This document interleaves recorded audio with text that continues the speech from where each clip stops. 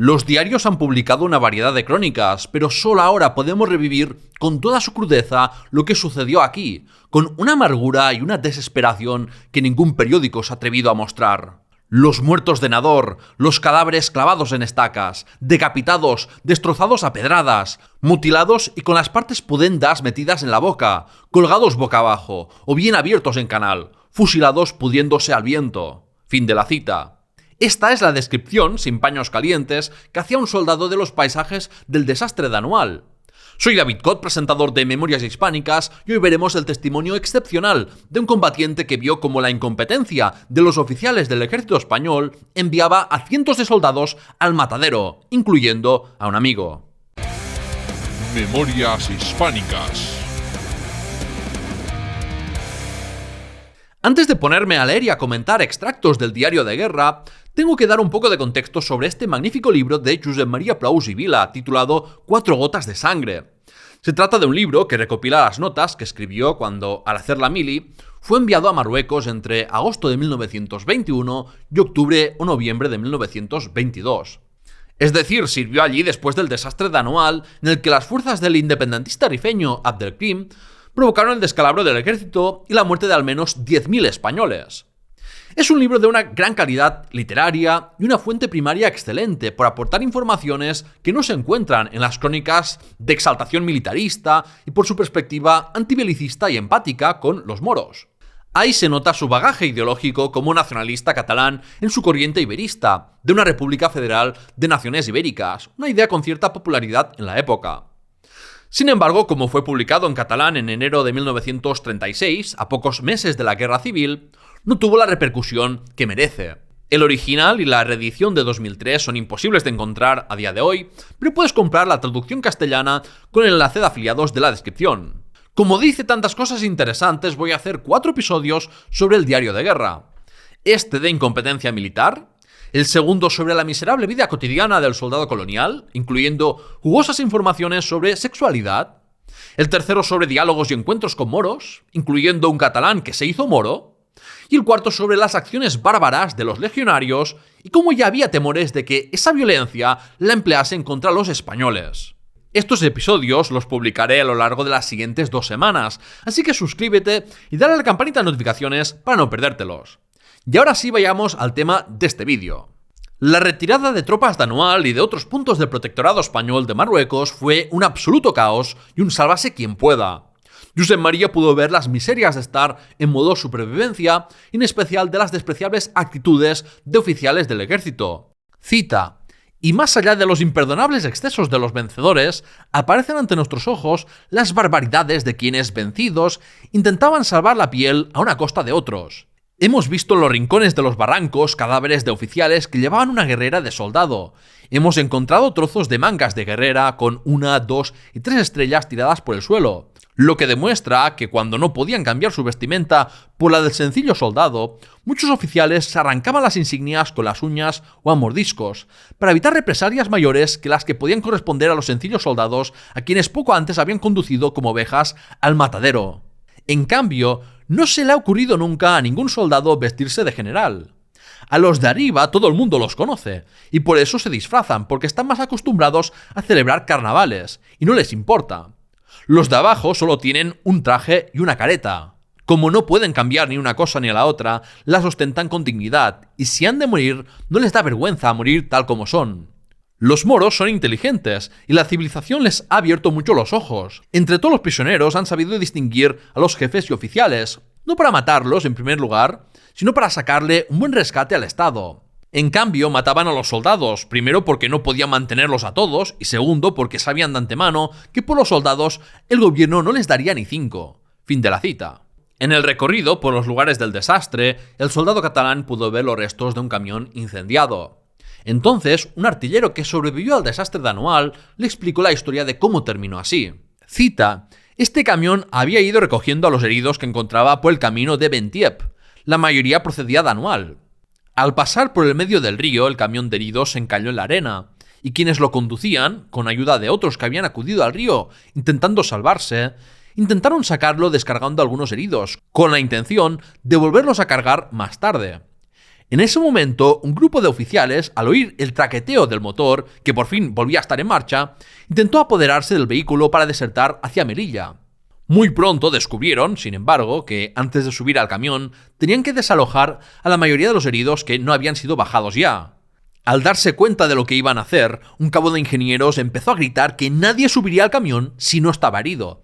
Pero los del grupo le respondieron todos a la vez: «Los superiores somos nosotros». En vista de que seguían subiendo al vehículo y no hacían caso de las órdenes que había dado, el cabo les apuntó con un fusil y les ordenó nuevamente que no subieran. Pero no le hicieron caso. «Es que nosotros somos superiores y nos toca primero que a nadie», respondieron los otros y se dispusieron a marcharse. «¿Superiores?», dijo el cabo con desprecio. «Sois una mierda, cobardes. Lo que queríais era pasar como soldados delante de los moros para que tuvieran compasión de vosotros. Y ahora invocáis vuestra autoridad. A ver, ¿dónde están las insignias?». E iba a dispararles con el fusil cuando el vehículo se puso en marcha. Al ver que iban a salirse con la suya, roció todo el camión con un bidón de gasolina y le prendió fuego.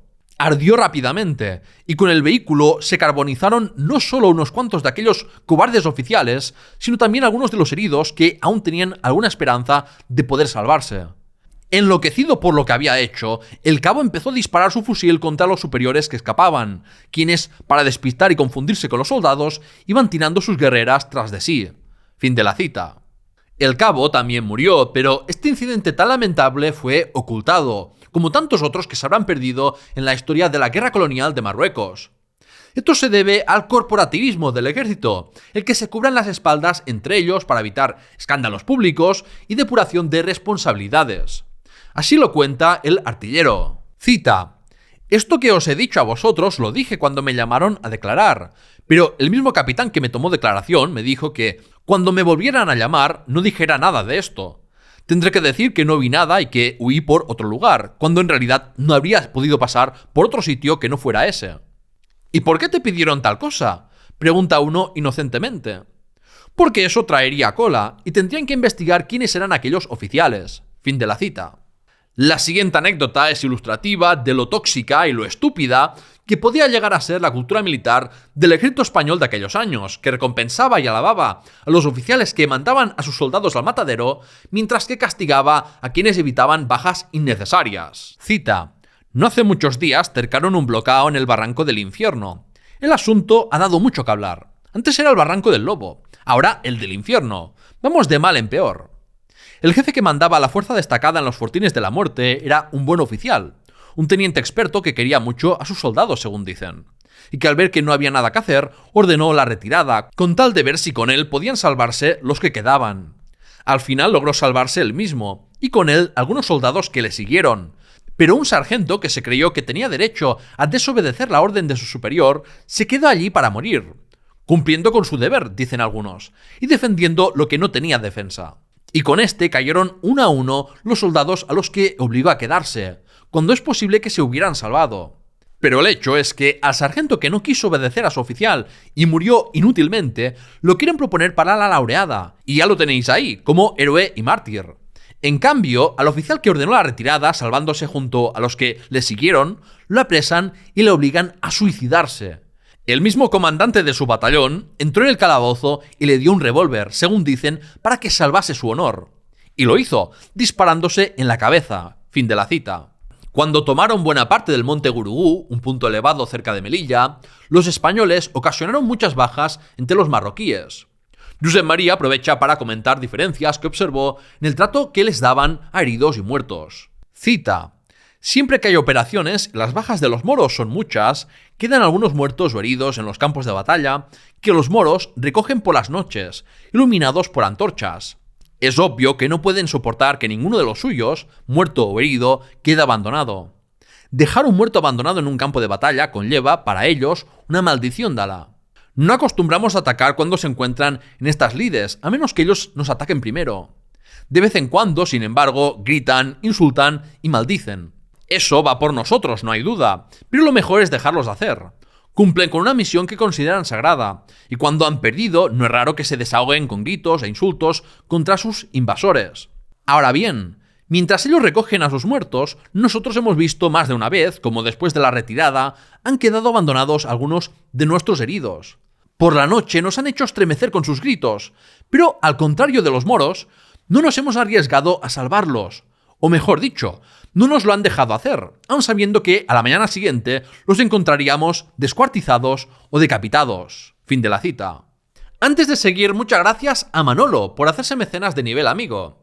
De esta manera tiene acceso anticipado a todos mis vídeos, una tarjeta postal exclusiva y ahora también acceso a carpetas de imágenes que he ido recopilando a lo largo de mis años de divulgación, como más de 1400 mapas, 1000 iluminaciones europeas medievales o más de 300 fotografías de la guerra colonial de Marruecos. Tú también puedes acceder a estos y otros beneficios en patreon.com/lahistoriahispana. Gracias por tu apoyo.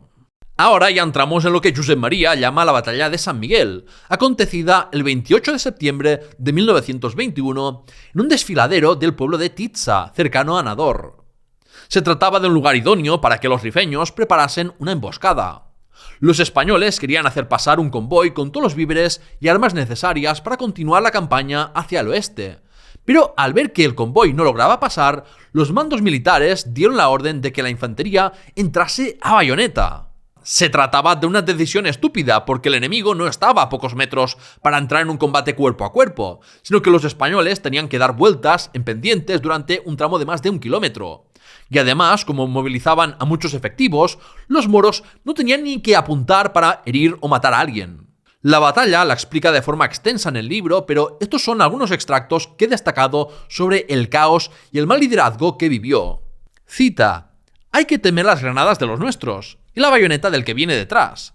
¡Me cago en Dios! ¡Me harás daño con el machete! He oído decir a más de 4. El aluvión de balas no se detiene, y cae uno aquí, uno allá y otro. Seguimos corriendo, convencidos de que todos terminaremos muertos o heridos de gravedad. Caen más granadas delante de nosotros, y los de arriba retroceden desorientados y se nos echan encima. Los regulares avanzan apuntando, pero cuando se disponen a disparar, el enemigo se les adelanta, y los primeros que han salido caen de espaldas sobre la tierra. Otros detrás de ellos tienen el mismo fin. Gritos, confusión. Se comenta que el ataque ha estado mal dirigido. Se llama a gritos a los jefes del movimiento, pero no aparecen por ningún sitio. Todas las fuerzas se han replegado en un mismo lugar, como una masa compacta. Aquel comandante que antes increpaba a nuestro capitán parece ahora querer hacerse con el mando y da órdenes al primero que pasa. Nuestro capitán le responde que sobre su compañía dispone él y nadie más, y nos ordena que nos quedemos quietos cuerpo a tierra. En medio de la confusión, incluso el tiempo se ha vuelto enemigo nuestro. Las bajas aumentan. Tan pronto nos levantamos como nos echamos cuerpo a tierra, subimos y bajamos. Cualquier grito nos hace movernos. No sabemos a quién creer ni qué hacer. Todo el mundo grita, todo el mundo manda. Entre las guerrillas deshechas avanza el coronel, que hoy tiene el mando de general. Nadie sabe de dónde ha salido este hombre. Esta presencia extraña, más bien enojosa, más bien repugnante, tan inoportuna como innecesaria. No obstante, hay una gran expectación. Al oír su voz, todos se han incorporado y se han vuelto hacia él. Ha llegado amenazante, agresivo, soberbio, con la tirantez y la chulería de siempre, imponiéndose, pero haciéndolo como un ciego que avanza a tientas, como quien no sabe lo que pasa ni lo que hay que hacer. A él, sin embargo, le debe de haber parecido que algo grande había que hacer, lo que sea para distinguirse, aunque sea tirarnos a todos en un pozo. ¿Qué le importa a él si al final va a salvarse y después lo propondrán para la laureada de San Fernando? ¿No sabe que nos ha ordenado un avance tan absurdo que los heridos, más que por los disparos, gritaban rabiosos a causa de los pisotones? Antes de hacernos atacar con la bayoneta, ¿no sabía que el enemigo no estaba a 30 pasos de nosotros, ni a 100, sino que hemos tenido que recorrer más de 1,5 kilómetros? Y todo para venir a encontrarnos no con el enemigo, sino con compañías enteras de los nuestros, en una barricada enorme, hasta formar una masa compacta de carne humana sobre la que ha ido cayendo una lluvia directa y continua de metralla.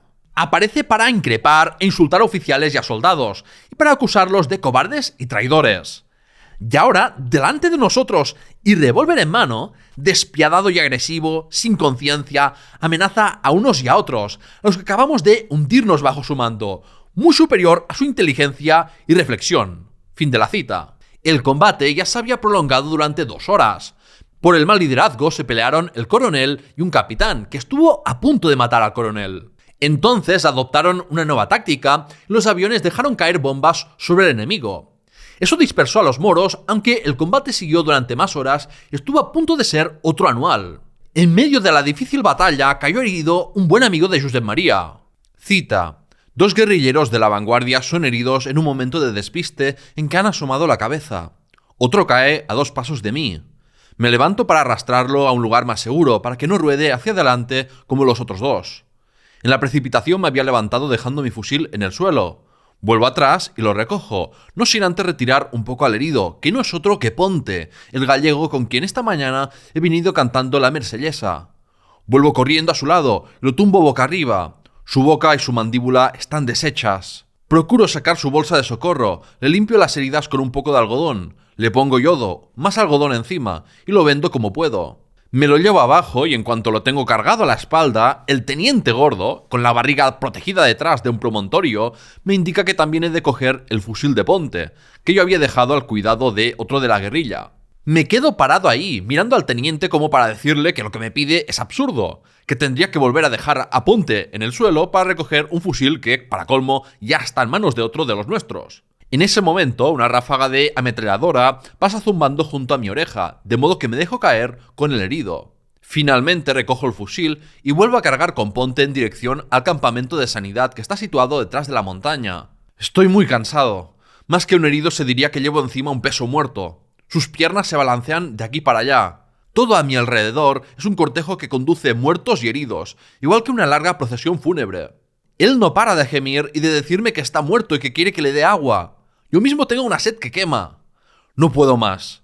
Me detengo para aligerarme un momento de mi carga. Tiro los 2 fusiles al suelo y descargo a mi compañero en un pequeño margen de piedras. La sangre que le ha ido cayendo por todo el uniforme también me ha mojado la espalda. Arreglo el vendaje del herido. Le pregunto si puede caminar un poco y me responde que no. Si solo te deben de faltar 2 muelas, le digo para consolarlo. «Eu morro», dice él. «No, hombre, no será nada», insisto. «Todo va a salir bien». Está muy pálido y empapado de un sudor frío que se mezcla con la sangre que le corre garganta abajo. Me duele que sea a él, a quien tengo tanto afecto, a quien tenga que llevar herido. En realidad me gustaría que su herida fuese leve, poca cosa. Aun siendo el gallego, siempre hemos sido buenos compañeros, y él se ha portado muy bien conmigo. No es de aquellos que, no sé por qué, no pueden soportar a los catalanes. Cuando los envían al cuartel, muchos ya vienen llenos de odio y menosprecio contra nosotros. En cambio, él no. Ha sido siempre amable y buen compañero. Es por eso que yo ahora intento consolarlo cada vez que dice que va a morirse. Fin de la cita. En el largo recorrido desde el frente hasta el hospital de campaña, el catalán llegó a pensar en política, en la inutilidad de esa guerra, en si podría darse el caso en un futuro de que Ponte y Prous se vieran en bandos enfrentados. Cita: ¿y si ahora ya no pudiésemos volver a cantar juntos la Marsellesa? ¿Cuántas cosas significa para ambos esa canción? República, libertad, fraternidad y, sobre todo, igualdad de derechos de todos los hombres, libertad de los pueblos, reconocimiento de todas las pequeñas nacionalidades y, aún más, la abolición de la guerra y del imperialismo, la caída de todos los reyes y la implantación de un régimen democrático, liberal. Una Iberia libre fraternizada por un ideal único de amor y de libertad. Significa que todos seríamos libres: Cataluña, Galicia, Euskadi, Asturias, todos los pueblos ibéricos. Y todo esto lo pienso precisamente en estos momentos, cuando llevo a mis espaldas a un gallego que dice que se muere, a quien ha herido otra gente que también lucha por su libertad, y que lo hace frente a nosotros, que queremos la nuestra y que hemos sido obligados a venir a hacer la guerra. ¿Y todo esto por qué?, me pregunto. ¿Para qué? ¿No es lógico que tengamos que ser nosotros, precisamente los que pedimos nuestra libertad, los que tengamos que luchar contra otros hombres que quieren la suya? ¿Cómo puede ser así? Pienso en Ponte y apresuro mi paso acordándome de sus heridas y de que ha sido herido justamente él, con quien tantas veces he hablado de libertad y del horror de la guerra y de que luchamos a regañadientes contra hombres que han querido declararse independientes. Me horroriza pensar que este compañero, este hermano que ahora llevo herido a mis espaldas, pueda ser mi enemigo en la calle si un día se diera el caso de que uno de los dos quisiera luchar por la independencia de su tierra. Fin de la cita. Llegaron a las tiendas de médicos de campaña y pusieron a José Ponte en una camilla. Cita: la bala del Paco le ha entrado por la mejilla derecha y se le ha quedado clavada en la garganta, pero otra le ha atravesado el cuello, entrándole por el costado izquierdo cerca de la nuca y saliendo luego por el otro lado. Ya estaba muerto, pálido y frío. Sus ojos se han quedado abiertos, inmóviles, en blanco. Estaba contemplándolo cuando ha llegado el capellán y me ha preguntado si estaba muerto. Le he dicho que sí, y él, después de rezarle un responso, ha llamado a 2 camilleros para que lo cargaran en el camión de los muertos. Ni siquiera ha llegado a verle el médico. Remoloneo hablando con el capellán, que me cuenta que la cosa ha sido horriblemente trágica, que ha sido una gran derrota. No puede precisar las bajas, pero cree que son más de 1000. Tendré que volver al frente a reunirme con los nuestros. Salgo al campo. Camino más de media hora sin parar. Ahora comprendo bien el gran riesgo que hemos corrido. Casi no tengo equilibrio ni fuerza para caminar. El recuerdo del compañero muerto y el peso que he soportado llevándolo me han dejado completamente agotado, hundido. Fin de la cita. Un poco antes, en el mismo capítulo, Josep María había descrito así al fallecido. Cita. Pontes de los gallegos que más aprecio. Nuestra amistad se remonta a las oficinas del cuartel donde él estaba de ordenanza y yo de escribiente. Es muy charlatán y tiene un hablar dulce, medio apagado, como la mayoría de los gallegos. Pero él, seguramente porque es un poco más culto que muchos de sus paisanos soldados, muchos de los cuales son incluso analfabetos, sabe medir mejor las palabras. Ahora se las tiene contra la guerra, y me dice que de haber sabido que iba a venir a parar aquí, se habría ido a Brasil. Los gallegos tienen una debilidad por esa tierra de América. Su padre lo convenció para que acabase el servicio militar. Se irá cuando todo esto se haya acabado, si todo sale bien. Tiene la sensación, me dice, de que si se fuera con un permiso, ya no volvería a África. Fin de la cita. Ante esto, no puedo evitar preguntarme cómo se sentiría su padre tras saber que el hijo al que había convencido de no desertar había fallecido en la guerra. Estoy seguro de que sería algo que lamentaría durante toda su vida. Esa es la tragedia de una guerra colonial, en la que unos veían como unos extranjeros invadían su tierra, dejando muerte y destrucción a su paso, y otros morían por una causa en la que no creían, todo por el poder coercitivo del Estado de obligar a hacer el servicio militar que algunos tontos o indeseables quieren que vuelva a instaurarse. Se produjo una retirada ante la derrota, una derrota celebrada como una victoria en Melilla por la gente y la prensa del régimen. Cita. Nos hacen formar primero por secciones, después por compañías. Pasan lista. Muchos no contestan. Ya no están. Ya no podrán contestar nunca más. Al regreso, las columnas de combate casi siempre dan la impresión de ser meros residuos de lo que eran al salir.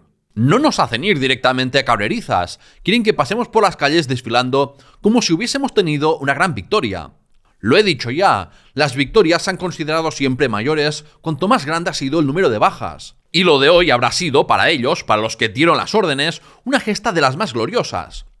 Esta es la guerra que se ha hecho siempre aquí. Cuanto más grandes son los desastres, más gloriosa es la patria y más grande su historia. Escrita con la sangre de los muertos, pero historia al fin. Ayer compramos el Telegrama del Rif, que recuerda al diario de Reus por lo local y chabacano, para ver qué decía del último combate. Y quedamos asombrados ante los grandes titulares de la primera plana, que describían la batalla como un día de gran triunfo y gloria para nuestras tropas que, con arrojado valor, gallardía y heroísmo, después de duro e intenso combate, lograron entrar el convoy, arengándoles el general C. El enemigo, numerosísimo, que se había concentrado allí, sufrió duro castigo, retirándose con más de 2000 bajas. Nuestras bajas no alcanzaron el número de 200, etcétera, etcétera. Fin de la cita. Las cifras no hay por dónde cogerlas, pero sí es cierto que la intervención del general José Cavalcanti, comandante de Melilla, evitó que el desastre fuera mayor. Entonces, Josep María y otros fueron al depósito de muertos del cementerio de Melilla para identificar cadáveres. Cita. Al abrir la puerta, un hedor pestilente casi nos hace perder los sentidos. Solo entramos 4, tapándonos la nariz y la boca con un pañuelo de bolsillo. Antes de encontrar a los nuestros, pasamos por 3 departamentos llenos de cadáveres, amontonados unos, en el suelo otros. Dentro tenemos la impresión de estar en un horno en el que se ha hervido sangre, de tanta como hay por el suelo. Todos los muertos tienen el mismo semblante, expresiones horribles en los lívidos rostros, cabezas destrozadas por la explosión de las balas, ojos que salen de sus órbitas, bocas desgarradas por las que sale una espuma roja, derramándose hacia los lados. Se advierte el estado de descomposición en el que se encuentran casi todos. Se ven torsos humanos destrozados por las granadas, cabezas partidas, vientres desgarrados abiertos, con los intestinos colgando hasta el suelo. Por todas partes se observan grandes charcos de sangre negruzca, como si la lluvia se hubiese colado por alguna endija abierta, inundándolo todo. Aquí y allá hay cadáveres a medio cubrir. Nos dicen que son los decapitados. Encima de una mesa más pequeña está Ponte. Se ha quedado igual que cuando lo pusimos en su camilla, cuando aún creíamos que había remedio para él. Tiene la boca torcida, como si aún insistiera en pronunciar aquella palabra que solo pudo comenzar. Noto que sus bolsillos, como los de casi todos, están vueltos del revés. No falta quien se dedique a este trabajo, y no con el propósito de encontrar algún papel o una carta que permita identificar los cadáveres, sino para desposeerlos de todo aquello que tenga algún valor material. A la mayoría, por no decir a casi todos, antes de meterlos en el depósito ya les han quitado los zapatos. Los que eran de cuota se reconocen porque han sido despojados de todo, incluso de ropa interior. Fin de la cita. Por soldados de cuota se refiere a los que pagaban por reducir su servicio militar, que normalmente venían de familias adineradas, pero también había casos de obreros y campesinos que habían ahorrado o se habían endeudado. Después de esas escenas tan patéticas, se pasearon por el cementerio de Melilla y se percataron de que los oficiales estaban enterrados con cruces de hierro o de madera, con inscripciones hablando de ellos en tono glorioso. En cambio, a los soldados rasos, como morían a montones, los sepultaban en fosas comunes sin inscripción alguna. Ese era el triste trato que recibían los que habían muerto en una guerra en la que la mayoría de ellos no quería participar. Una guerra por el herido orgullo de los nacionalistas españoles. Una guerra por la ambición de algunos militares. Y una guerra para proteger los intereses de los capitalistas que poseían derechos mineros en Marruecos. Si te ha gustado el vídeo, por favor dale a me gusta y dime en los comentarios si también has tenido jefes inútiles como los que tuvieron que aguantar los soldados españoles en Marruecos. En el próximo episodio hablaremos de prostitución, masturbación y la lamentable alimentación y atención médica que recibían los soldados coloniales. Así que si no quieres perdértelo, únete al Discord o los canales de WhatsApp y Telegram para ser notificado cuando publique nuevos vídeos. Gracias por llegar hasta aquí y ¡hasta la próxima!